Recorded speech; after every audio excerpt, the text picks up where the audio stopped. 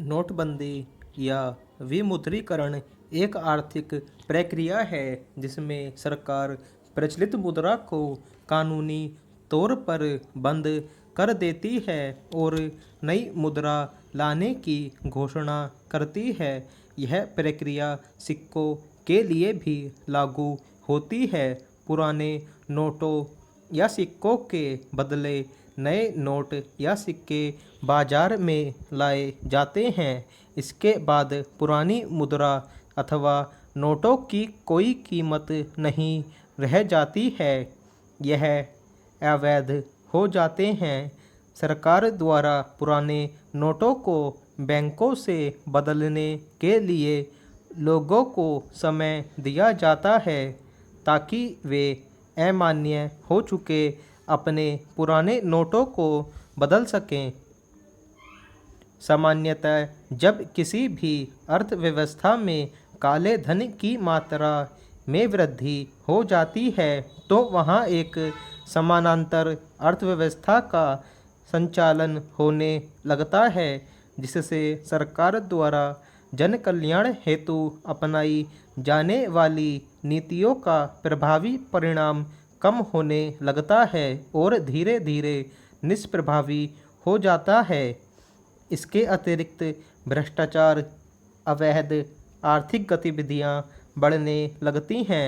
अतएव इन सभी से निपटने हेतु सरकार द्वारा विमुद्रीकरण का सहारा लिया जाता है।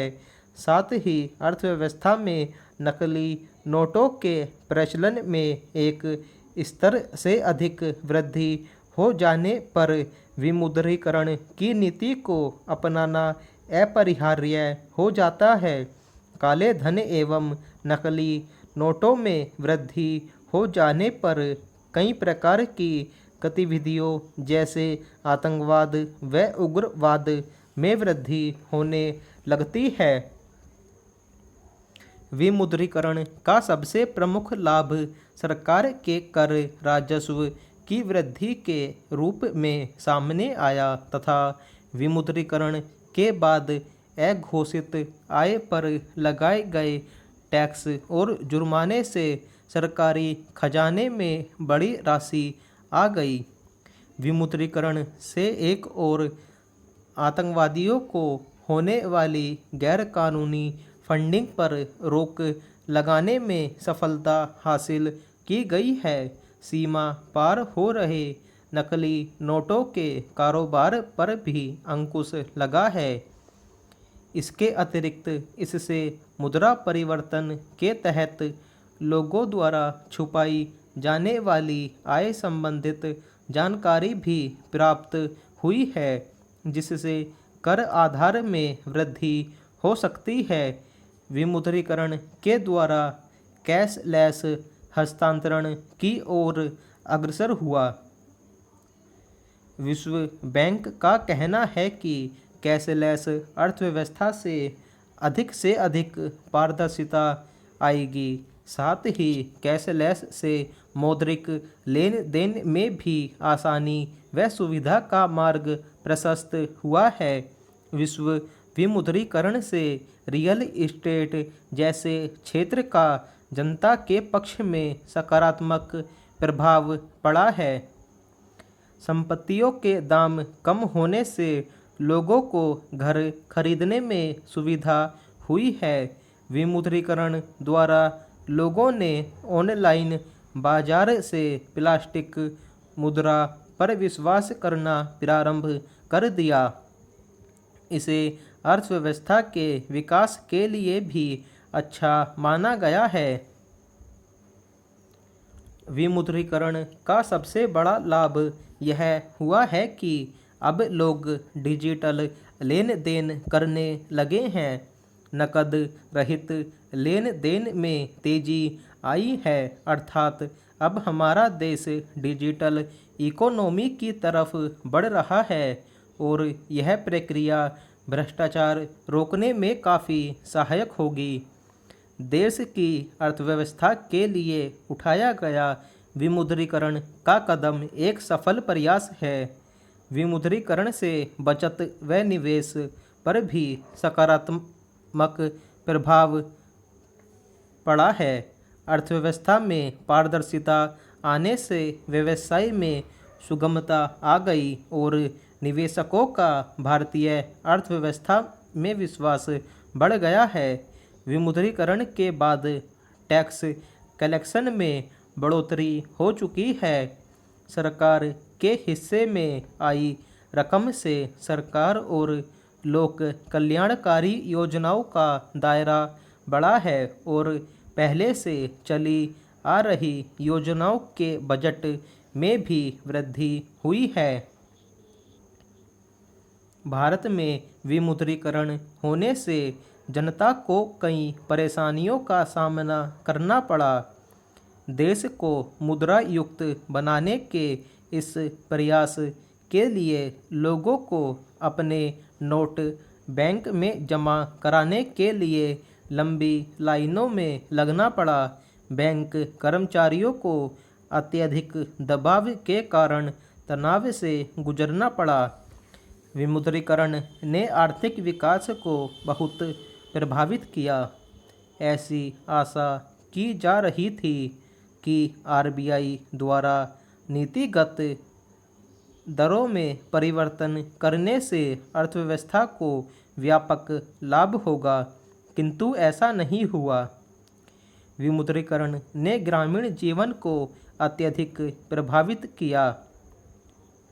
भारतीय मजदूर संघ संगठन का कहना है कि असंगठित क्षेत्र से जुड़ी आर्थिक इकाइयां बंद हो गईं। रियल एस्टेट क्षेत्र से हजारों मजदूर बेरोजगार हो गए।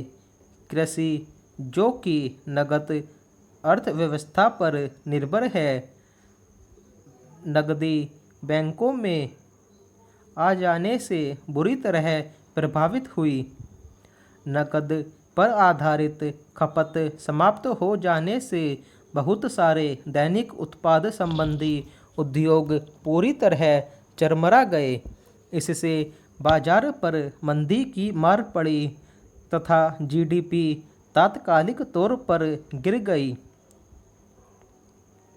विमुद्रीकरण के दौरान मुद्रा बदलने की जो प्रक्रिया अपनाई जानी थी, उसे लेकर समुचित जानकारी हर जगह नहीं पहुंच पाई, जबकि सूचना के अधिकार के तहत सरकार को महत्वपूर्ण नीतियां बनाते समय उनसे संदर्भित सभी तथ्यों को समुचित रूप से प्रकाशित करना होता है और इससे प्रभावित होने वाले लोगों को इस संबंध में पूरी जानकारी देनी होती है।